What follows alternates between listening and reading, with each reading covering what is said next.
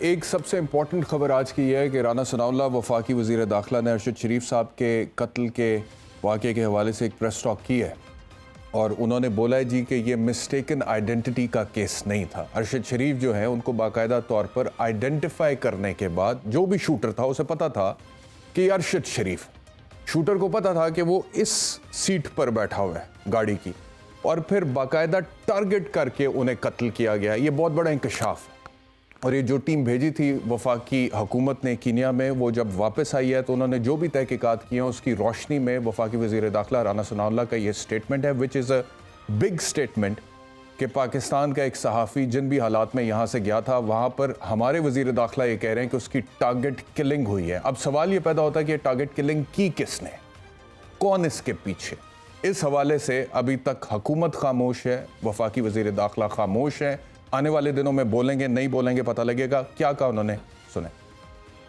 کی جو چیز سامنے آئی ہے پریما فشائی ارشد شریف مرحوم کو جو ہے وہ قتل کیا گیا ہے اور یہ ایک ٹارگیٹڈ جو ہے وہ مرڈر تھا۔ یہ مسٹیکن آئیڈینٹی کا جو معاملہ وہاں کی پولیس نے جو موقف اختیار کیا تھا وہ موقف جو ہے وہ ثابت نہیں ہوتا۔ وہاں پہ جو پولیس ہے اس پولیس کے متعلق بھی یہ چیزیں سامنے آئی ہیں کہ وہ کسی کے کہنے پہ جو ہے وہ پیسے ویسے لے کے بھی یہ کام کر دیتی ہے۔ گاڑی پہ جو فائر ہوئے ہیں تو وہ بڑے ہی ٹیکنیکل انداز میں ہوئے۔ فائر کرنے والوں کو یہ معلوم تھا کہ اس گاڑی میں جو دو بندے بیٹھے ہیں ان میں سے ارشد شریف کا ہونا، وہ کس سیٹ پہ بیٹھا ہے، کس سائیڈ پہ بیٹھا ہے، گاڑی کو ڈرائیو کون کر رہا ہے، اور جو ڈرائیو کر رہا تھا اسے بھی معلوم تھا کہ کس جگہ پہ کیا ہونا ہے اور اس نے کس طرح سے اپنے آپ کو جو ہے وہ سیو کرنا ہے۔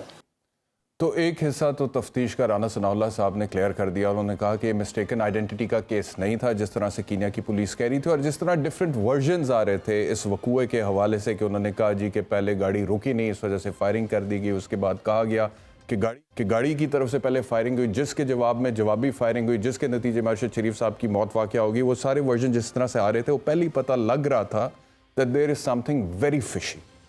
اب یہ گورنمنٹ کا موقف آ گیا، حکومت پاکستان کا، کہ یہ تو ٹارگٹ کلنگ ہے، یہ مسٹیکن آئیڈینٹی جس طرح سے کینیا کی پولیس کہہ رہی تھی وہ ہے ہی نہیں۔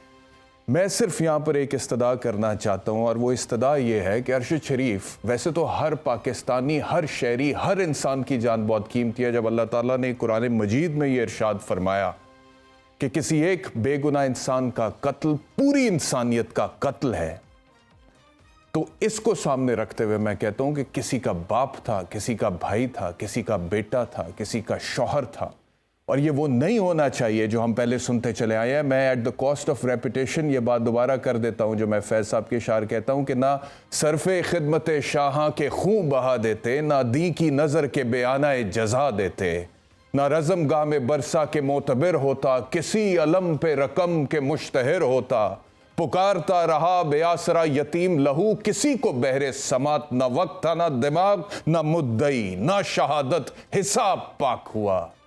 یہ خون خاک نشینہ تھا، رزق خاک ہوا ارشد شریف کے ساتھ۔ کم از کم یہ نہیں ہونا چاہیے، یہ بہت بڑی زیادتی ہوگی، یہ بالکل نہیں ہونا چاہیے۔ جو لوگ بھی اس کے پیچھے، حکومت کو وہاں تک پہنچنا چاہیے اور حقائق کو سامنے لانا چاہیے۔ آگے بڑھتے ہیں۔ رانا ثناء اللہ نے عمران خان کے مارچ کے حوالے سے کیا بولا یہ بھی سن۔ میں انقلاب لا رہا ہوں، میں عوام کا سمندر لا رہا ہوں، اور حالت یہ ہے کہ ایک ایف آئی آر اپنی مرضی کی درج نہیں کروا سکے۔ اس سے ان کو اپنی اوقات معلوم ہو جانی چاہیے۔ پنجاب میں جھوٹی ایف آئی آر درج کروانا کوئی مسئلہ نہیں ہے۔ میں لا منسٹر رہا ہوں پنجاب کا 10 سال، روز پتہ نہیں سینکڑوں درج ہوتی ہے جھوٹی ایف آئی آر، تو اس میں اتنی ہمت نہیں ہے ایک جھوٹی ایف آئی آر اپنے لیے درج کروا سکے۔ تو اسے اس سے سمجھ آ جانی چاہیے کہ یہ کون سا انقلاب اس نے لے کے آنا ہے۔ ویسے یہ عمران خان کا کریڈٹ ہے یا رانا ثناء اللہ صاحب کا کریڈٹ ہے یہ مجھے سمجھ نہیں آیا، کیونکہ وہ کہہ رہے ہیں کہ میں لا منسٹر رہا ہوں اور میرے لا منسٹر ہوتے ہوئے پنجاب میں سینکڑوں جھوٹی ایف آئی آرز درج ہوتی تھی۔ تو یہ کیا ایک طرح کا کنفیشن ہے کہ آپ کے ہوتے ہوئے انصاف بکتا تھا پنجاب کے تھانوں میں اور جھوٹی ایف آئی آرز درج ہو جاتی تھی؟ آپ خود کہہ رہے ہیں نا کہ میں لا منسٹر رہا ہوں اور مجھے پتا ہے کہ پنجاب میں سینکڑوں ایف آئی آر جھوٹی درج ہو جاتی تھی۔ دوسری طرف پھر تانا دیا جا رہا ہے عمران خان کو کہ یہ اپنی جھوٹی ایف آئی آر درج نہیں کرا سکا۔ تو یہ کوئی عجیب سی منطق ہے جو میری سمجھ میں نہیں آئی ہے۔ بہرحال مزید انہوں نے بولا کہ یہ جو لانگ مارچ ہے یہ صوبوں کا وفاق پر حملہ ہوگا اور اس کے نتائج ہوں گے. اسلام آباد کی طرف بھی جو آ رہے ہیں یہ کوئی لانگ مارچ نہیں آ رہا, یہ 2 صوبے جو ہے یہ فیڈریشن پہ اوپر حملہ آور ہو رہے ہیں. اور یہ جو احتجاج ہے یہ احتجاج عوام نہیں کر رہے, یہ صوبائی حکومتیں جو ہے احتجاج کروا رہی ہیں, ورنہ یہ لوگ جو ہیں خدا کی قسم یہ نظر نہ آئیں کہیں, اور یہ اس سے پہلے 25 مئی کو نظر آئے بھی نہیں تھے.